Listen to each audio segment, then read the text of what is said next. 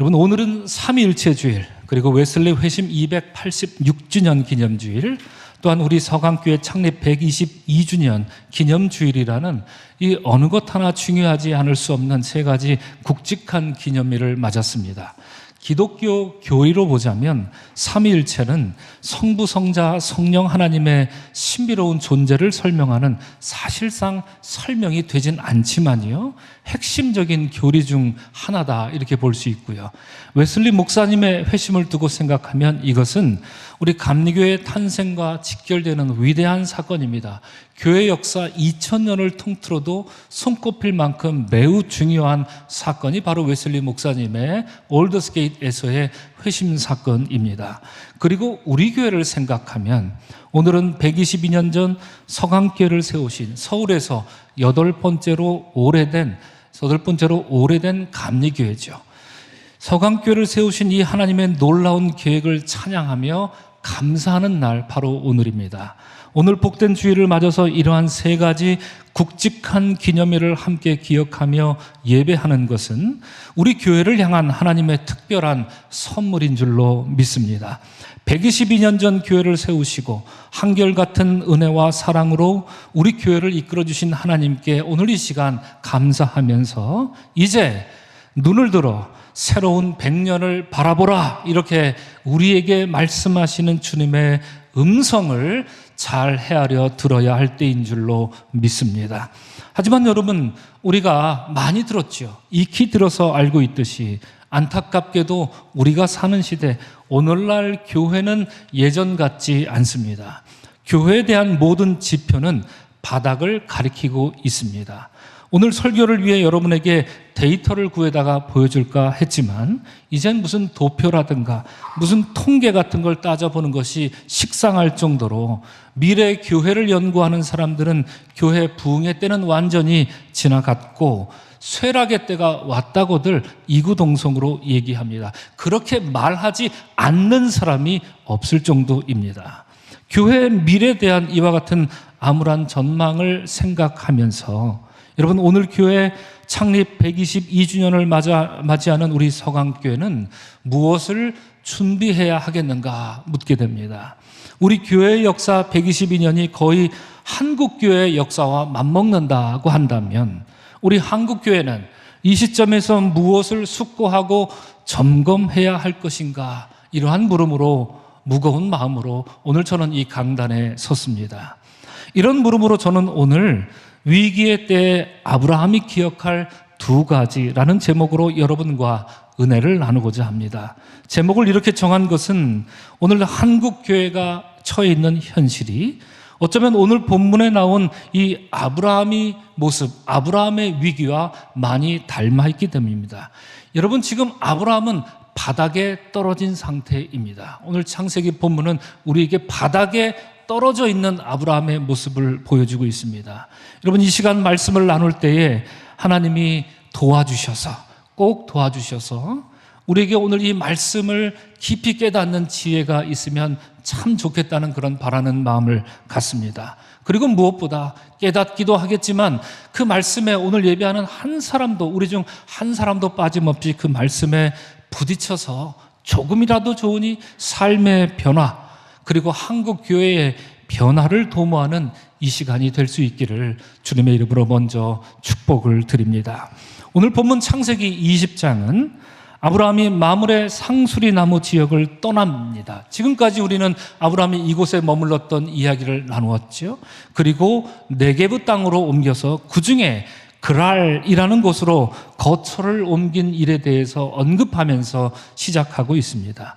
여러분, 지도를 잠깐 보시면 그랄이라고 하는 지역은 블레셋 족속이, 당시 블레셋 족속이 살던 땅인데요, 이름하여 체류하는 곳, 이런 뜻을 갖고 있습니다. 지난 새벽 시간에 나눴던 하갈이 도망친 곳이 어디였습니까? 술이라고 하는 것이 저 하단에 나와 있는 곳, 바로 저기가 하갈이 하나님을 만난 곳입니다. 자, 그랄이라고 하는 지역, 이것은 우리가 나중에 창세기 26장을 통해서 다시 살펴보겠지만 이로부터 약 80년 뒤에 아브라함의 아들 이삭이 바로 이 그랄 지역에 가서 잠시 체류하는 그 장소가 되기도 합니다. 자, 그런데 여러분, 오늘 본문의 내용을 나누기에 앞서서 우리는 이 물음에 먼저 해답을 가져야 하겠습니다. 이 물음의 해답이 얻지 못한다면 우리는 창세기 20장을 온전히 이해할 수 없습니다. 어떤 물음일까요? 아브라함은 여러분, 지난 20년 동안 머물러 왔던 그 마므레 상수리 지역을 왜 떠났는가 하는 이 물음을 먼저 갖게 됩니다. 비록 마므레 상수리 지역은 이방인의 땅이었지만 거기서 이웃과 더불어서 아브라함은 동맹을 맺고 아주 강한 친화력으로 이웃 사람들과 잘 살았습니다. 거기서 천사들을 만나 환대하기도 했지요. 그리고 위기에 빠진 롯을 318명의 용사와 함께 구출을 했던 아주 놀라운 일을 행했던 장소가 어디였습니까? 마므레 상수리 지역이었습니다. 무엇보다 아브라함은 그곳에 가자마자 제단을 쌓았습니다. 가자마자 제단을 쌓고 그곳에서 하나님을 예배하던 자신의 그 예배 초소가 있었던 것이 마므레 상수리 나무 지역입니다. 그런데 왜 아브라함은 이와 같은 장소, 자신의 예배 초소를 떠나서 다른 지역으로 가게 되었을까? 저는 오늘 본문 창세기 20장을 읽기 전에 이러한 물음을 먼저 갖게 되었습니다. 그런데 안타깝게도 성경은 이것에 대해서 전혀 우리에게 말해주지 않습니다. 그래서 주석책을 찾아보면 천편일률적으로 이런 얘기를 합니다. 아마도 이집트의 과거에 떠났던 것처럼 갑자기 마므레 상수리 지역에 기근이 들어서 이주했을 것이다, 이렇게 추정을 하지만 여러분, 그게 이유라면 본문에 기근이 들었다 요 말 한마디만 넣으면 되는데 그게 성경 말씀에 없습니다. 아무런 이유로 설명 없이 아브라함이 마므레 상수리 지역을 떠났다 말하고 그랄 지역으로 갔다 이렇게만 말하고 있으니 왠지 좀 더 복잡한 심정, 복잡한 사정이 그에게 있었던 것은 아닐까? 남들에게 말하지 못할 아브라함만의 사정이 있었던 것은 아닐까 하는 이런 물음을 갖게 됩니다. 이를 위해서 우리는 여러분, 지금까지 아브라함은 어떤 삶의 노정을 살아왔는지 되짚어 볼 필요가 있습니다. 창세기 12장 이후로 우리가 만난 아브라함의 인생을 요약해 보면 그는 다음과 같은 5가지 중요한 삶의 전환점이 있었습니다. 첫 번째로 아브라함은 그가 75세 때에 하나님으로부터 내가 너로 큰 민족을 이루게 하겠다라는 이 언약의 말씀을 받고 무작정 하란 땅을 떠나 가나안으로 왔습니다. 하나님 말씀 하나만 믿고 떠난 위대한 모험이었던 것이죠. 이것이 첫 번째 단계입니다. 하지만 둘째로 가나안 땅에 산 지 10년이 지나도록 하나님 언약이 이루어지지 않습니다. 곧바로 이루어질 줄 알았더니 전혀 이루어지지 않습니다. 10년이나 지났는데 말입니다. 그러던 중 그가 86세가 되었을 때 아내 사레가 기다리다 못해 지쳐서 아브라함에게 제안하죠. 내 여종 하갈을 통해 자손을 만드십시오. 그리고 하갈을 들이밀지요. 그래서 낳은 자식이 바로 이스마엘이라는 자식이었습니다. 하나님은 이스마엘이 언약의 자손이 아니다 이렇게 잘라 말씀하십니다. 그래서 집안 분위기가 어떻게 됐습니까? 집안 분위기만 엉망이 되어 버렸고 하나님의 언약은 여전히 요원해 보입니다. 이것이 두 번째 단계였습니다. 셋째로 시간이 흘러서 이제 아브라함은 99세, 그의 아내 사라는 89세가 되었습니다. 곧 그가 하란 땅을 떠난 지 24년이라는 시간이 지났을 때 하나님은 다시 아브라함에게 나타나셔서 이삭이라는 그 이름을 주시면서 언약을 이룰 것이다 재차 말씀하십니다. 하지만 여러분, 아브라함과 사레가 내게 후손을 주겠다는 이 소리를 어디 한두 번 듣습니까? 식상할 정도로 지금까지 지겹게 들어왔습니다. 그래서 하나님은 그들에게 내 아내, 너의 아내 사라가 내게 아들을 낳으리라고 이렇게 보다 구체적으로 말씀하시지만 이젠 별로 믿어지지 않는 얘기라 그랬든지 아브라함도 그렇고 아내 사라도 그렇고 이 하나님의 준엄한 약속 앞에 둘 다 콧방귀를 뀌며 비웃었습니다. 이것이 세 번째 단계였습니다.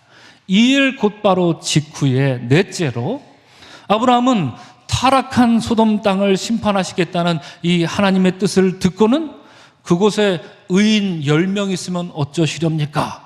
이렇게 하나님께 도발합니다.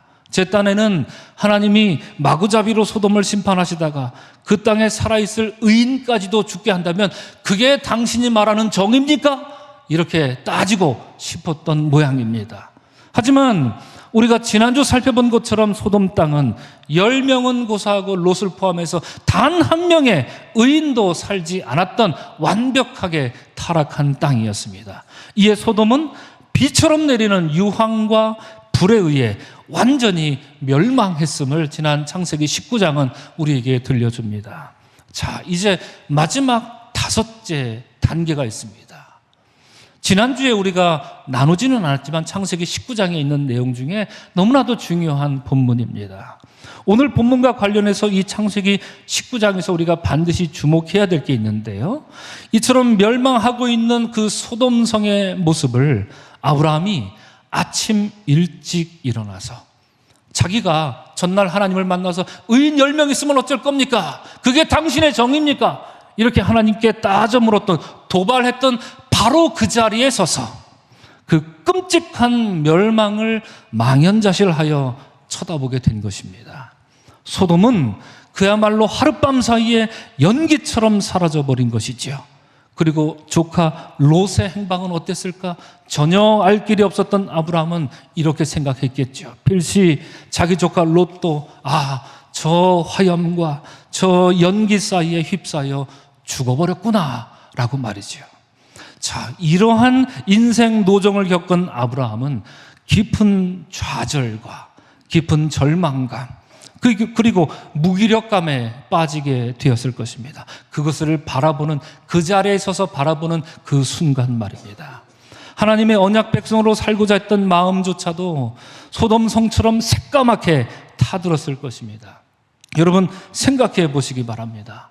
아브라함이 하나님을 만나 부르심과 언약을 받은 때가 그의 나이 75세였습니다. 그것도 늦은 나이 아니었습니까? 그의 아버지 데라가 아브라함을 낳은 나이가 70이었으니 그보다도 더 늦은 나이가 바로 75세였습니다. 그런데 시간은 흐르고 또 흘러서 이제는 자신의 나이가 99세, 아내는 89세입니다. 하나님이 아브라함에서 아브라함 이렇게 이름을 바꿔주셨지만 어디 애 낳는 일이 이름 바꾼다고 될 일입니까? 이런 생각을 했겠지요. 그럴 거라면 벌써 되어도 되지 않겠는가? 이렇게 아브라함과 사라는 이렇게 생각하고 있었을 것입니다. 하나님이 언약을 이룰 것이다 말씀하시는 것도 한두 번이지, 젊은 사람들 연애할 때 무슨 밀당하는 것도 아니고 잊을만 하면 나타나서 내가 너로 큰 민족을 이루게 하겠다 이렇게 말씀하시는 하나님이 이제는 얄밉기까지도 했을 것입니다. 귓가에는 하나님의 언약 이것이 마치 이명현상처럼 떠나질 않는데 현실을 바라보면 민족은커녕 하란에서 나온 유일한 피부치 조카 롯마저 잃어버렸구나 이렇게 생각하니 통탄할 일이지요. 아브라함이 느꼈을 그 허무와 상실감은 이루 헤아릴 수 없었을 것입니다. 소돔의 멸망을 지켜보던 그 아침에 그리고 그 자리에서 그의 마음은 천당에서 지옥으로 떨어져 버린 것입니다. 저는 이러한 아브라함의 마음을 헤아리다가 문득 일제강점기 때 저항시인으로 유명했던 이육사 선생님이 떠올랐습니다. 여러분, 이육사 선생님은 17번이나 감옥에 투옥될 정도로 독립운동에 앞장섰던 분이셨는데요. 게다가 그의 문학작품은 너무나도 탁월해서 언제나 이육사를 떠올릴 때는 윤동주를 얘기하고요. 윤동주를 얘기할 때는 이육사를 얘기하곤 합니다. 우리 민족의 커다란 별과 같은 분이셨지요. 그런데 여러분, 이육사 선생님의 본명이 뭔지 아십니까? 그의 본명은 원래 이원록이라는 이름입니다. 그런데 감옥에 투옥당할 때 그가 받았던 번호가 264번입니다. 그래서 그 이후로 내 이름을 이육사라 불러다오 이렇게 이름을 바꾼 것이었죠. 이육사 선생님은 어떤 시로 유명합니까?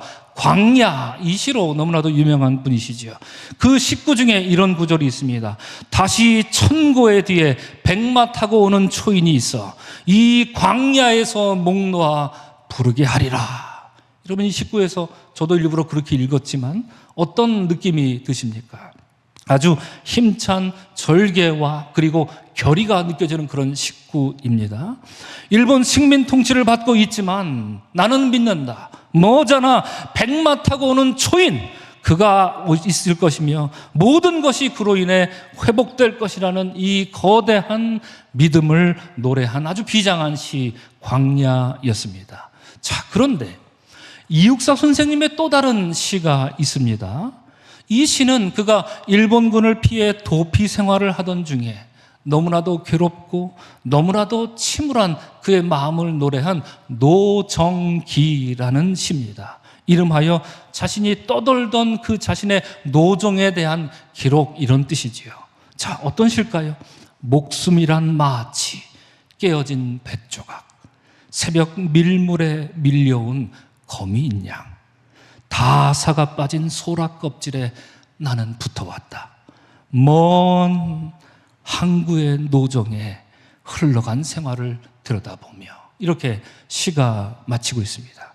여러분, 이 시에서는 어떤 마음이 느껴지십니까? 시인은 자기 목숨이 이미 부서져 버린 뱃조각 같다, 이렇게 말합니다. 내 생명이 살아있지만 마치 난도질 당한 것 같다, 이런 이야기겠지요.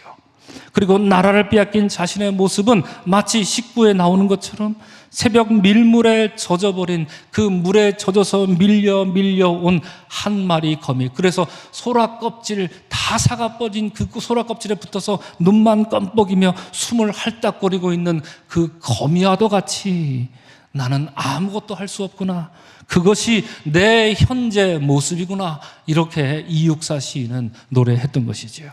자, 두 시를 여러분 비교해 보십시오. 하나는 백마 타고 오는 초인, 다른 하나는 새벽 밀물에 밀려온 거미. 시인의 마음을 이 두 가지 식구로 표현하고 있는데요.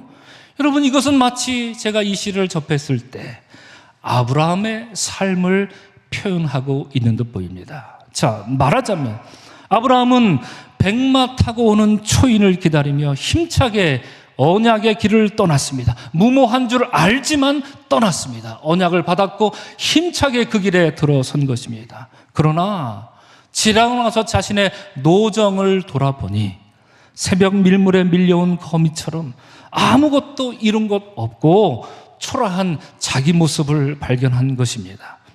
그동안 내가 뭘 믿고 살았지? 그동안 내가 뭘 이루고 살았지? 생각해보니 눈 깜짝할 사이에 24년이라는 시간이 흘러 99세가 되었지만 언약은커녕 하나 남은 피부치마저 소돔성의 화염과 함께 연기처럼 사라졌다, 이렇게 생각하니 비통에 빠진 것이지요. 아브라함이 할 수 있는 일은 이제 무엇일까 생각해보니 아무것도 없었습니다. 분통하고 이 원통한 마음에 아브라함은 자포자기하는 심정으로 여기서 살아 무엇하는가, 마물의 상수리 지역에 그 예배 처소를 버리고 무작정 길 떠난 것이겠죠. 이육사 시인의 노정기가 말하는 것처럼 이 새벽 밀물에 밀려 떠밀려 내려온, 그래서 소라 껍질에 할딱거리는 그 거미처럼 아브라함은 그랄성에, 내가 그랄성에 가겠다 찾아간 것이 아니라 밀려 발길 닿는 곳에 오늘은 이곳, 내일은 저곳, 그런 나그네와 같이 그랄성에 밀려 당도하게 된 것입니다. 자, 이렇게 당도한 그랄성에서 아브라함이 보여준 모습은 무엇일까요? 우리가 무엇을 기대할 수 있겠습니까? 기대할 수 있는 것이 아무것도 없습니다. 아브라함은 자기 목숨을 부지하기 위해서 아내 사라를 누이라고 속입니다. 그리고 그랄 지역에 아비멜렉에게 상납하지요. 여기서 말하는 아비멜렉은 사람 이름일 수도 있고요, 아니면 당시 블레셋 지역의 왕을 부르는 호칭일 수도 있습니다. 말하자면 이집트의 왕을 우린 뭐라고 부르죠? 바로라고 부르는 것처럼 블레셋의 왕을 아비멜렉, 이렇게 부르는 호칭일 수도 있습니다. 둘 중 하나입니다. 창세기 12장을 보면 아브라함은 이미 이러한 전과가 있습니다. 이전에 이런 일을 행했던 적이 있습니다. 그는 자기 살자고 이집트의 바로에게 자기 아내 사례를 누입니다. 이렇게 속여서 상납했던 아주 비겁하고 치졸한 남편이었습니다. 그런데 지금 그 비겁하고 치졸한 모습을 반복하고 있습니다. 한 번도 아니고 2번이나 아내를 상납한 이런 사람을 과연 우리가 여러분 믿음의 조상이라고 불러야 하는가 싶은 이런 의구심마저 듭니다. 첫 번째는 멋모르고 그랬다 칠 수 있습니다. 하나님의 언약이 무엇인지 그런 개념조차 없으니 이집트로 내려갔다가 그럴 수 있다 싶지만 지금은 아니지 않습니까? 그런데 왜 아브라함은 또다시 자기 아내를 누이라 속입니까? 아브라함의 이런 어처구니 없는 일을 저지르자 하나님은 득달같이 아비멜렉의 꿈에 나타나셔서 그에게 자초지종을 들려줍니다. 그리고 그에게 준엄한 말씀 주시기를 그 여인에게 손을 대면 너는 죽는다. 하나님이 이렇게 말씀하십니다. 화들짝 놀란 아비멜렉은 하나님께 변명하죠. 하나님 무슨 말씀이십니까? 내가 무슨 잘못이 있습니까? 아브라함이 먼저 내가 묻지도 않았는데 그가 먼저 사례를 두고 누입니다 이렇게 말하고요. 정말 이러고 생각하고 있는데 그 옆에 있던 사라도 자기 입으로 얘기했습니다. 맞아요. 아브라함 내 오랍입니다. 이렇게 둘이 똑같이 얘기하는데 낸들 어찌할 수 있습니까? 이렇게 하소연을 하지요. 그의 말을 들어보니 그에게는 정말 잘못이 없습니다. 이에 하나님도 네가 온전한 마음으로 이렇게 한 줄 나도 안다. 그러나 어쨌든 여하튼 너는 아브라함의 아내를 돌려보내라 이렇게 말씀하시죠. 여러분 하나님이 이 아비멜렉의 꿈에 나타나셔서 사라와 동침하는 것을 막으신 이유는 무엇일까요? 단지 윤리적으로 그건 옳지 않다, 내 이웃의 아내를 탐하지 말라 이런 의미였을까요? 그런 의미만은 아니었을 것입니다. 왜냐하면 창세기는 하나님의 언약 백성의 이야기입니다.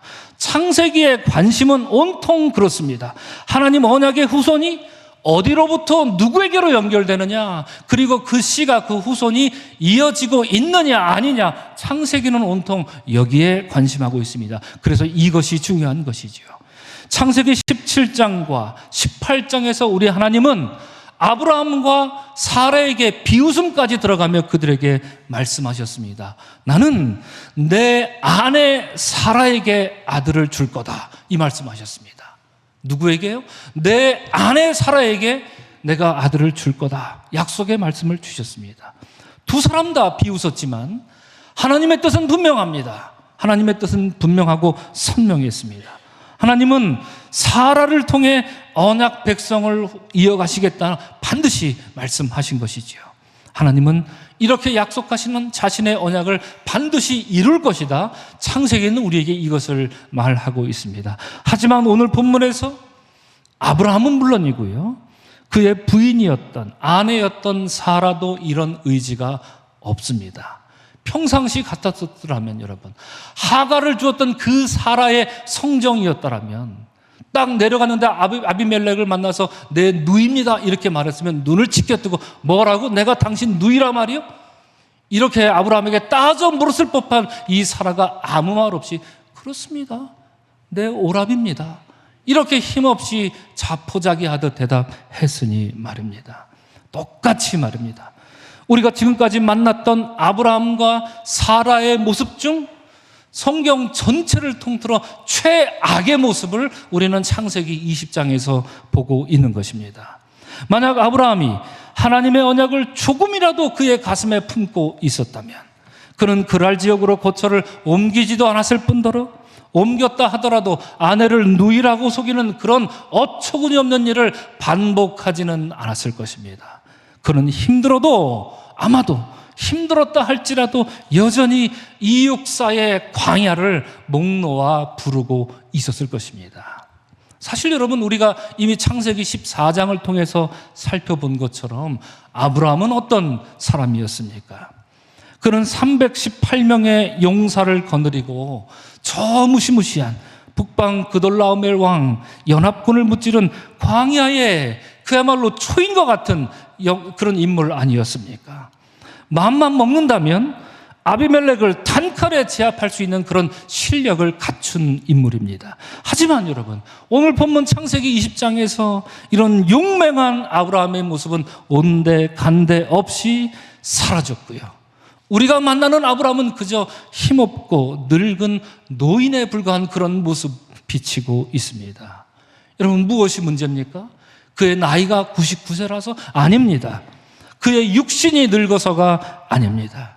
그의 마음에 꿈틀대던 하나님의 언약이 시들시들해졌기 때문입니다.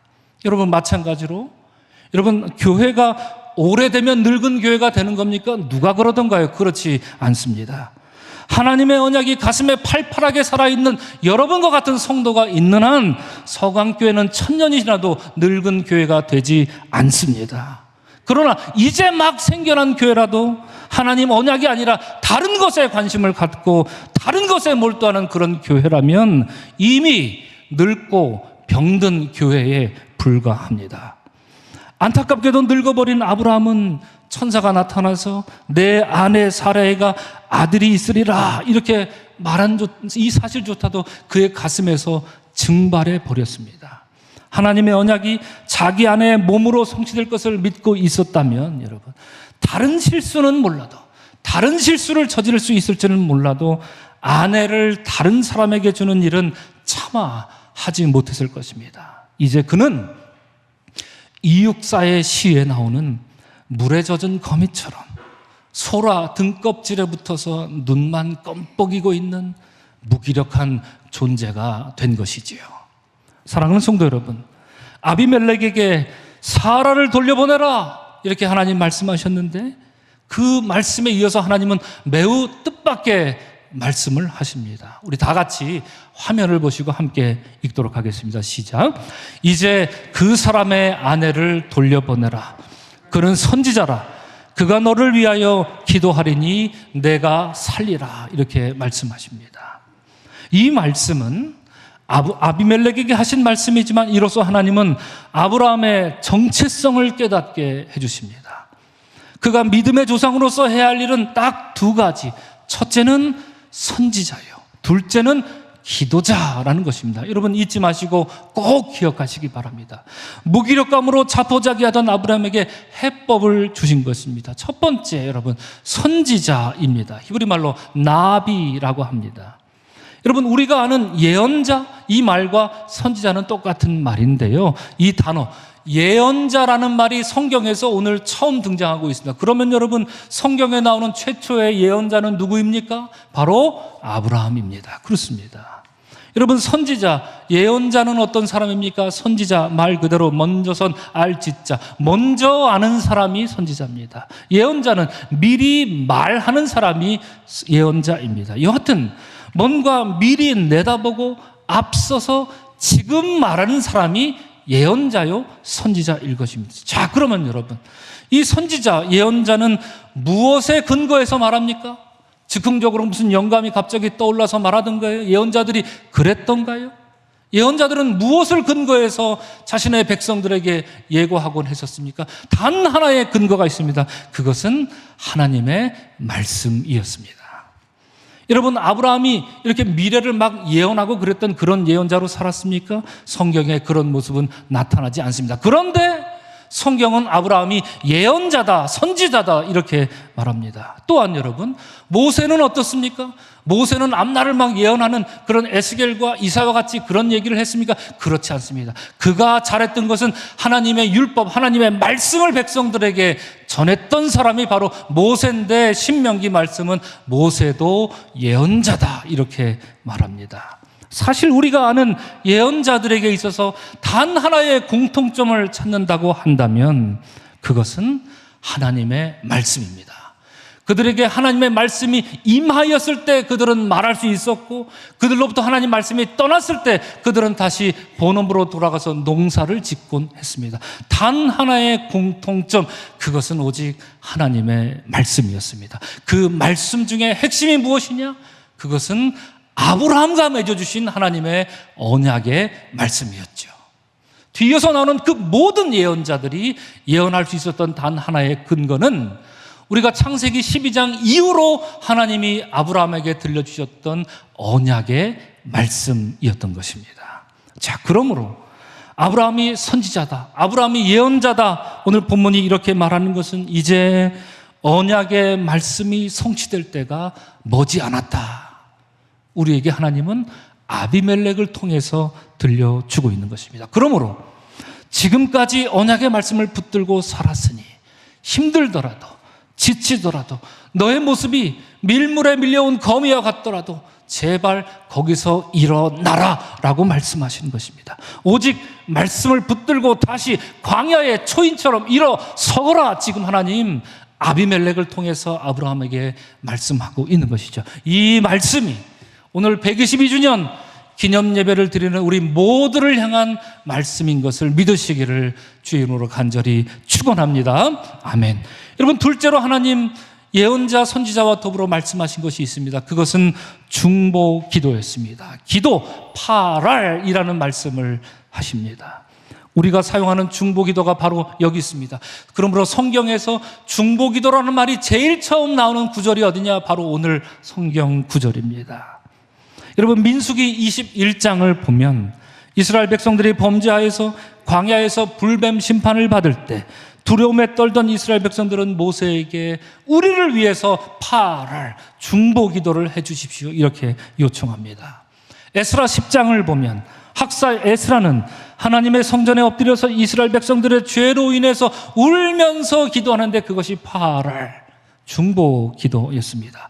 다시 말씀드리면 여러분, 이스라엘 전체의 역사를 통틀어서 중보 기도는 하나님의 언약 백성들을 위해 결정적인 역할을 해왔습니다.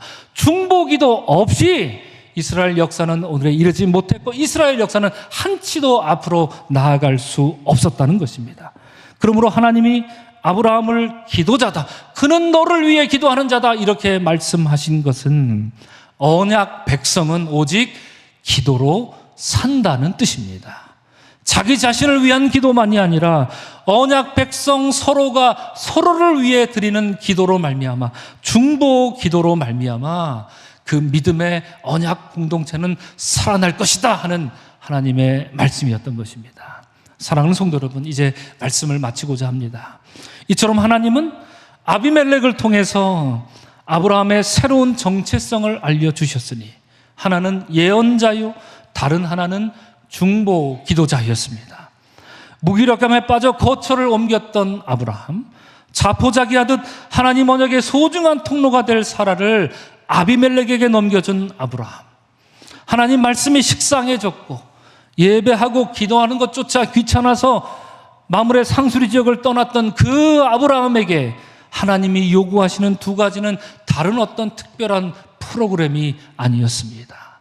말씀과 기도, 바로 이것이었습니다. 여러분, 이 일은 이루어졌습니다. 어떻게 이루어졌던가요? 오늘 우리가 읽은 성경 본문에 고스란히 이루어졌습니다. 17절에서 아브라함은 기도합니다.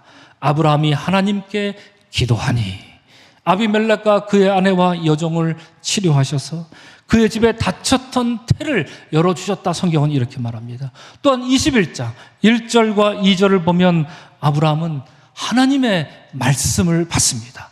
지금까지 기다렸던 그 하나님의 말씀이 임하자 지금까지 기다렸던 그 언약이 일순간에 이루어지는 것을 경험합니다. 여호와께서 말씀하신 대로 사라를 돌보셨고, 그냥 무작정 불쌍하니까 돌보신 게 아닙니다. 하나님 말씀하신 대로 그 언약대로 돌보셨고, 여호와께서 말씀하신 대로 사라가 임신했으며, 여호와께서 말씀하신 시기가 되어 그 때가 되어 사라가 아들을 낳았으니 그 이름이 말씀하신 대로 이삭이 되었다 하는 것이 오늘 성경 말씀입니다. 말씀과 기도만이 무기력하여 위기에 빠진 아브라함을 위한 해법이었던 것입니다. 다른 어떤 무슨 프로그램, 조잡한 마케팅 이런 게 아니었다는 얘기지요. 물에 젖은 한 마리 거미였던 아브라함은 말씀과 기도로 다시 광야를 달리는 초인으로 거듭날 수 있었던 것입니다. 이로써 그가 오늘날 믿음의 조상이라 불렸던 바탕이 아이러니하게도 그가 바닥에 떨어졌던 창세기 20장에서 이루어진 것입니다. 사랑하는 성도 여러분, 위기에 빠진 아브라함, 무기력한 아브라함이 기억할 것은 오직 말씀과 기도였던 것처럼 하나님의 언약 백성으로 살고자 하는 오늘 한국교회에 요청되는 것은 다른 어떤 것도 아닙니다. 오직 말씀과 기도입니다. 식상할 정도로 많이 말하고 그래서 많이 듣고 그래서 많이 강조하기에 또 그 소린가 싶다가도 문득 돌아보면 말씀과 기도 외엔 없습니다. 말씀과 기도가 살아나야 예배가 살아나지요. 예배가 살아나야 성도가 살고 가정이 살고 그래야 교회가 사는 것이지요. 그것이 한국교회의 현재이자 미래가 되어야 할 것입니다. 사랑하는 성도 여러분, 미국의 저명한 선교학자인 마이클 고힌이라는 분이 있습니다. 이분은 수백 년 된 영국교회가 문을 닫는 걸 면밀히 연구하고 지켜보았습니다. 그리고 미국 교회도 점차 쇠락하는 것을 목격하면서 교회를 향해 피를 토하는 심정으로 이렇게 묻습니다. 여러분의 정체성은 성경에 의해 형성되었습니까? 이렇게 묻습니다. 여러분의 정체성은 성경에 의해 형성되고 있습니까? 교회의 생사가 여기 달려 있습니다. 이렇게 마이클 고힌이 이야기합니다. 그는 영국과 미국 교회의 쇠락 원인을 교회 성도들이 그의 삶의 기반을 성경이 아니라 다른 것에 두었기 때문이다. 이렇게 평가한 것이죠. 성경 이야기는 고리타분하거나 그저 그런 좋은 얘기, 일주일에 한 번 들으면 만족스러운 그저 그런 좋은 얘기쯤으로 취급하고 있지만 정작 영국 사람들과 미국 사람들은 그들이 살고 있는 시대의 문화에 굴복합니다. 시대의 철학에 너무나도 무력하게 무릎을 꿇어버립니다. 그것이 영국 교회의 현실이었고 그것이 미국 교회의 현실이었다. 그러므로 교회가 쇠락했다. 이렇게 마이클 고힌은 본 것입니다. 사랑하는 성도 여러분, 우리가 허락하신 122년에 감사하고 이제 앞으로 허락하실 100년을 기대하면서 오늘 예배하는 우리 신앙의 정체성이 다른 어떤 것이 아니라 성경 말씀 그대로 말씀과 기도 안에 새롭게 뿌리 내릴 수 있기를 주님의 이름으로 간절히 축원합니다.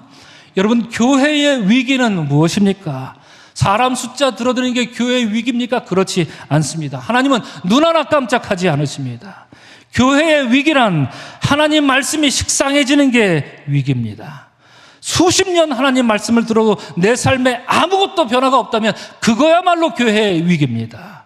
내 삶에 성경 말씀이 아무런 영향력도 끼치지 못한다면 그것이야말로 교회의 위기가 아니고 무엇이겠습니까? 하나님 말씀은 그냥 듣기 좋은 얘기. 만약에 우리가 성경 말씀을 그렇게 여긴다면 그것이야말로 교회의 위기 아니고 무엇이겠습니까? 그런 교회야말로 늙고 병든 교회입니다. 마물의 상수리 지역을 떠난 무기력한 아브라함처럼 말입니다. 그러나 포기하지 않는 하나님이 그에게 선지자요 그는 기도자라 말씀하신 것처럼 이제 비로소 말씀과 기도로 위대한 믿음의 조상이 되어간 아브라함의 이 놀라운 이야기가 오늘을 사는 여러분의 이야기가 되어서 의기소침하고 때로는 자포자기하고 싶을 때도 있고요.